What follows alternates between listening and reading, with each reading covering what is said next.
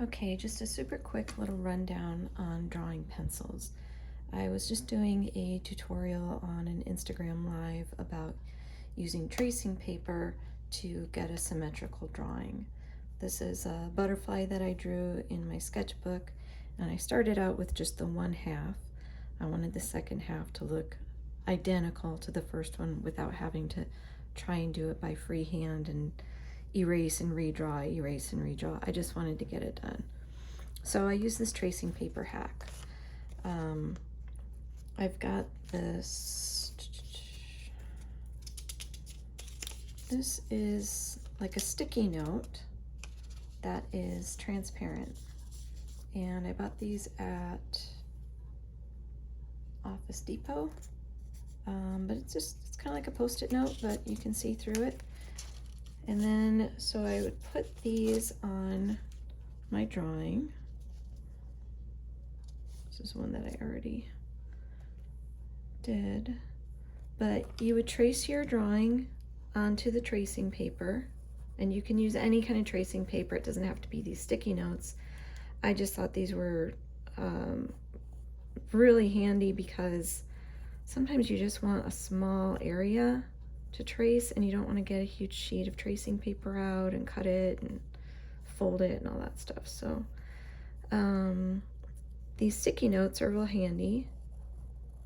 You would trace your drawing, and then so you would trace the whole rest of your drawing, and then in order to get a symmetrical copy of it, you'd flip it over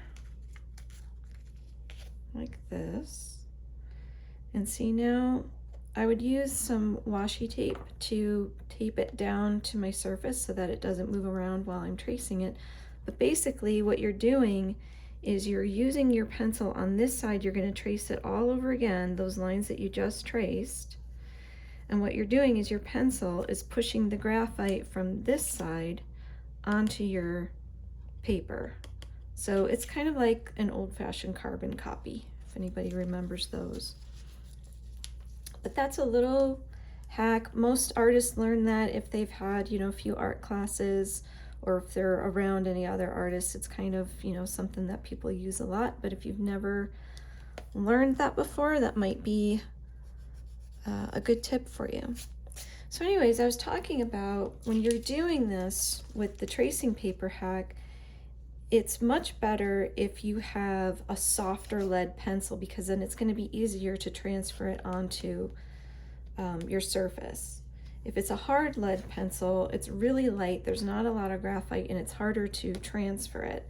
So what I mean by hard and soft pencils are, there's a range of pencils, and the lead is called a B value or an H value, and the B pencils are the darker ones. So 6B pencil, this is a 4B, this is a 2B, and then this one is a regular school pencil. This is just a regular yellow pencil, which most people have on hand. If you don't have any drawing pencils on hand and you have a regular school pencil, just use that. Don't worry about it. A B pencil, and then you've got HB, which is kind of the middle. And then on the hard side, I just have the 2H and the 5H. I have a 4H somewhere, but I couldn't find it. But anyways, so if you're drawing and you want something to be really dark, rather than using the same pencil and just pushing really hard and drawing it back and forth over and over, you can just get a pencil that has a softer lead. It's darker and it lays down more material because it's softer. Think of like a crayon versus a pencil. If you're pushing hard on a crayon, you get more material on the page, right? That's what you can think of as far as a soft lead pencil. There's more graphite coming off of this lead than off of this 5H lead. This one's really hard. When you press down hard on it, it's still very light gray. All right, so that's your range of pencils, and there's all numbers in between. I think it goes all the way up to 9B. I remember using a 9B pencil for one of my drawings. a while ago where I needed just really, really dark area. And then past that, if you're going to be, you know, drawing and you want it to be black, you're going to be using charcoal. And personally, I can't stand charcoal. So, and that's a whole nother conversation to have. But anyways, I would say if you didn't have any drawing pencils and you were just working with a regular school pencil and you wanted another pencil to add to sort of make your drawing life a little bit easier, I would add, if you just had one pencil to get, I would get the 4B, because the 4B is a lot darker than your standard school pencil. It's not quite the darkest soft lead, but you can get a lot out of it without having to push down too hard. It's going to be a big difference over your 2B school pencil. And then if you need light lines, you can just practice drawing with less pressure. So if you wanted to get a light line, you would just use less pressure. And in order to do that, a tip is to put your hand down at the furthest end of your pencil.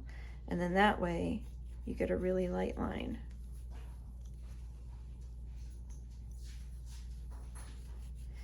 You know, and then you can also adjust your pressure on this darker pencil, which will give you more variety with just using two pencils.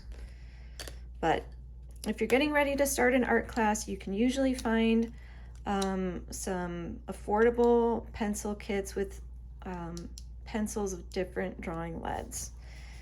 And, you know, 2 or 3 pencils to start out with is plenty. Don't feel like you need the whole range of pencils, because you'll end up just using the same ones over and over anyways. You'll find out that you really like a 2B or you really like a 5H or whatever, and you'll end up just using that one over and over. And then you've got this whole mess of pencils that you're not even using. But anyways, that's drawing pencils for you. I hope that was helpful. And if you have any questions, let me know. I'll see you next time.